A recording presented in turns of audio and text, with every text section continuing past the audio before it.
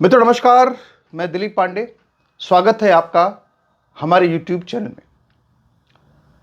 मित्रों, मौजूदा वक्त में इस वक्त पिछले 24 घंटे से एक साथ दुनिया के 3 बड़े इस्लामी मुल्कों में खून खराबा चल रहा है। जनाजे उठ रहे हैं, सड़कों पर खून बह रहा है, लाशें ढोई जा रही हैं और ये सब कुछ शरीयत के नाम पे हो रहा है, इस्लाम के नाम पे हो रहा है, जिहाद के नाम पे हो रहा है और ये सब एक साथ हो रहा है। और ये भी संयोग देखिए कि जब अधिकांश पूरी दुनिया नए साल, अंग्रेजी नववर्ष, अधिकांश देशों में तो अंग्रेजी नववर्ष मनाते हैं, हमारे यहां भी वही मनाते हैं, हिंदू नववर्ष तो बाद में आता है। तो अंग्रेजी नववर्ष का जब दुनिया जश्न मनाने जा रही है, उस वक्त, उस दौर में जो इस्लामी दुनिया है वहां पर क्या चल रहा है? वहां पर मातम चल रहा है।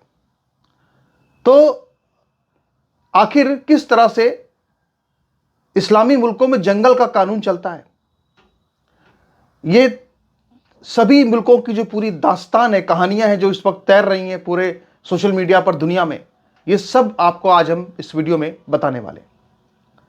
तो सबसे पहले हम शुरुआत करेंगे ईरान से। मित्रों, ईरान आप जानते हैं, मैं आपको ईरान की तस्वीर दिखा रहा हूं। सबसे पहले आप ईरान की इस तस्वीर को देखिए। ईरान के अंदर इस वक्त जो हालात बने हुए हैं, ये इस वक्त की ताजा तस्वीरें आप देख रहे हैं। आप इसमें देख सकते हैं किस तरह से एक ईरान का नागरिक है जिसने कि अपना सीना आगे कर दिया है, भाई की गोली मारो। और ये सारे जो लोग हैं, ये कौन लोग हैं? ये सारे लोग जो है वो खामेनेई के लोग हैं। इनके पास बंदूकें हैं, आम जनता सड़कों पर है, लोग खड़े हो गए हैं, चलाओ गोली, हम तैयार हैं गोली खाने के लिए। इस तरह से त्रस्त हो चुके हैं इन मुल्ला मौलवियों से ईरान के, कि ईरान की जनता कह रही है कि भाई इससे अच्छा तो मर जाना सही है, तुम गोली चला दो। 2000 रुपए के अंडे और 15,000 रुपए के चावल कौन खाएगा? इससे अच्छी गोली चला दो। ये स्थिति कर रखी है पूरे ईरान की। ये आज की जो तस्वीरें मैं आपको दिखा रहा हूं, जरा इस तस्वीर को देखिए। ये आप तस्वीर देख रहे हैं, ये ईरान की वो महिलाएं हैं जो कि मुल्ला तंत्र से परेशान होकर के अपनी आवाज को बुलंद कर रही हैं। इनके हाथों में क्या है? इनके हाथों में हिजाब है। इन्होंने हिजाब को अपने हाथों में ले लिया है और अपने हिजाब को ही लहरा लहरा करके, यानी अपने चेहरा खोल दिया है, बालों को खोल दिया है, हिजाब को क्रांति का ध्वज बना दिया है, क्रांति का झंडा बना दिया है और उसको ऐसे लहरा रही हैं जैसे ये पूरी तरह से देखा जाए तो मुल्ला सरकार को खुली चुनौती है। मुल्ला सरकार को खुली चुनौती है, जहां पे अब आप जानते हैं सिर्फ एक बुरके के लिए एक प्रोटेस्ट, जहां पे एक हिजाब के लिए जो प्रोटेस्ट हुआ ईरान में, उसको दबाने के लिए जहां पे हजारों लोगों को मार दिया गया, फांसी पर लटका दिया गया। आपको याद होगा तेहरान विश्वविद्यालय में एक महिला, एक लड़की, कॉलेज गर्ल इतनी प्रताड़ित हो चुकी थी कि वो सिर्फ एक बिकनी में घूम रही थी, प्रताड़ित होकर के। वो वीडियो भी मैंने आपको, बहुत पहले की बात है, बहुत समय पहले की बात है, वो खबर आई थी, मैंने आपको वो खबर दिखाई भी थी। ये देखिए, इसे कहते हैं रिवॉल्यूशन। अब रवीश कुमार जो है वो इसको रिवॉल्यूशन नहीं कहेगा। जब बांग्लादेश के अंदर ये जो जिहादी वहां के जमायत के लोग थे, जब वो बांग्लादेश के अंदर शेख हसीना के घर में घुस करके उसके बरा को लहरा रहे थे हाथों से, उसको रवीश कुमार कह रहा था कि साहब क्रांति हो रही है, क्रांति हो रही है, इंकलाब आ रहा है। और अब यहां पर देखिए, जब महिलाएं जो ईरान की हैं, जो आजादी की सांस लेना चाहती हैं, जो हिजाब को निकाल करके उसको झंडा बना करके दिखा रहे क्रांति क्या होती है, तो अब रवीश कुमार की जुबान बंद है, अब रवीश कुमार कुछ नहीं बोलेगा। एक और तस्वीर मैं आपको दिखा रहा हूं। यहां पर देखिए किस तरह से एक लड़की जो कि कार पर खड़ी हो गई है और वो हिजाब को लहरा करके वो भी चुनौती दे रही है कि आओ जो करना है कर लो। ये नया ईरान बन के रहेगा जिसमें कि मुल्लागिरी नहीं चलेगी। इजराइल के चक्कर में, इजराइल को बर्बाद करने के चक्कर में ईरान खुद आज बर्बाद हो गया, पूरी तरीके से बर्बाद हो गया। यहां पर आप देखिए किस तरह से जो ईरान के अंदर, जो ईरान के झंडे लगे हुए हैं इसके खामेनेई के, उन झंडों को किस तरह से गिराया जा रहा है। आप इन तस्वीरों को देख सकते हैं। शायद इस पर कॉपीराइट भी आ सकता है, मैं कुछ कह नहीं सकता, पता नहीं, जो भी वो देखा जाएगा। लेकिन फिलहाल मैंने इस वीडियो को दिखा दिया है। आपसे भाई कहना है कि भाई वीडियो को लाइक जरूर करें। तो ये तो कुछ ऐसी तस्वीरें जो आपको हम दिखा पा रहे हैं, बहुत सी तस्वीरें ऐसे भी हैं जो आपको नहीं दिखा पा रहे। क्यों? क्योंकि उन तस्वीरों में फायरिंग की जा रही है। यानी इस इस्लामिक जो सरकार वहां की है, वो इस रिवॉल्यूशन को, ईरान में जो इस वक्त चल रही, जो पब्लिक वहां परेशान है, इस पूरे आंदोलन को दबाने के लिए वहां पर बाकायदा फायरिंग की जा रही है। और फायरिंग करने की आवाजें, उसकी तस्वीरें भी हैं इंटरनेट पर, लेकिन उसको बहरहाल अभी हम शेयर नहीं कर रहे।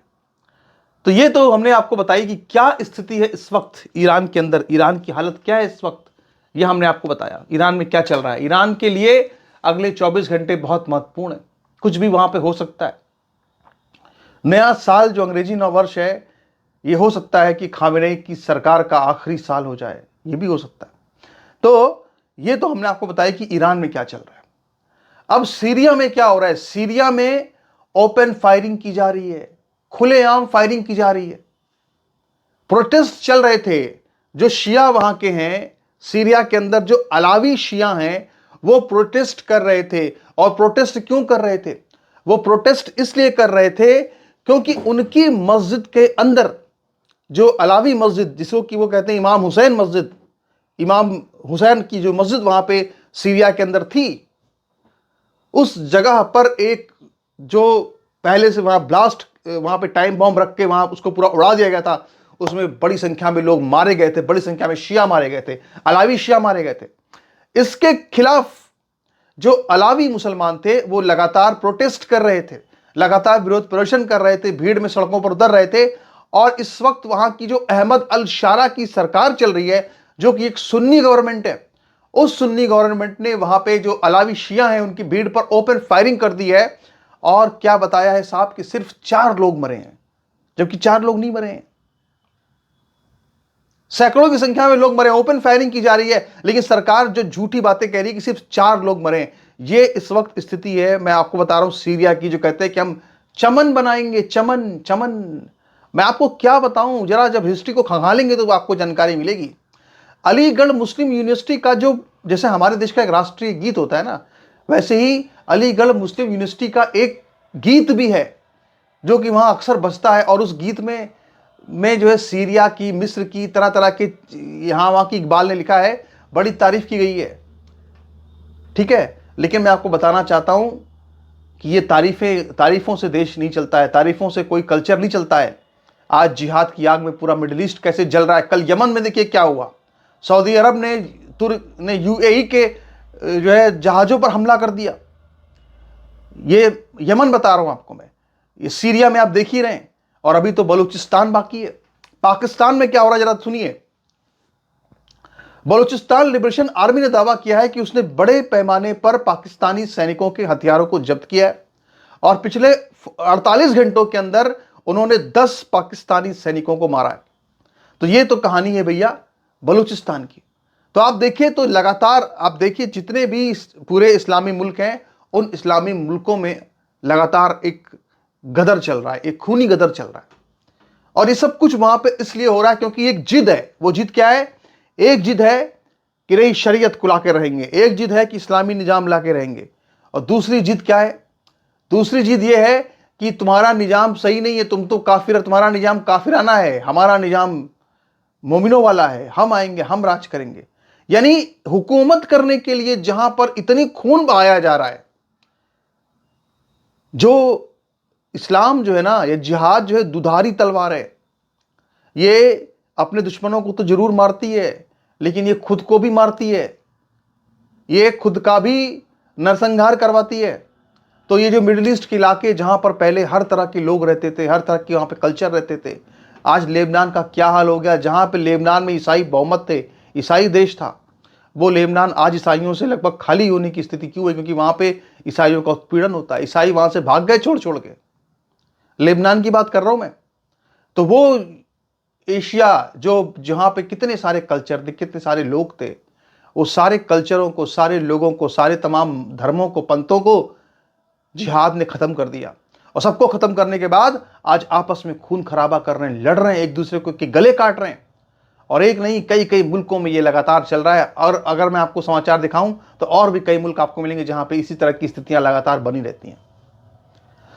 तो ईरान में क्या होने वाला है? ईरान के जो शाह हैं, ईरान के जो इस वक्त सबसे बड़े लीडर हैं, सर्वोच्च नेता हैं खामेनेई, उनकी सत्ता अभी कितने दिन और है, इसकी हम चर्चा करेंगे आने वाले अपने अगले वीडियो में। तब तक के लिए नमस्कार, धन्यवाद।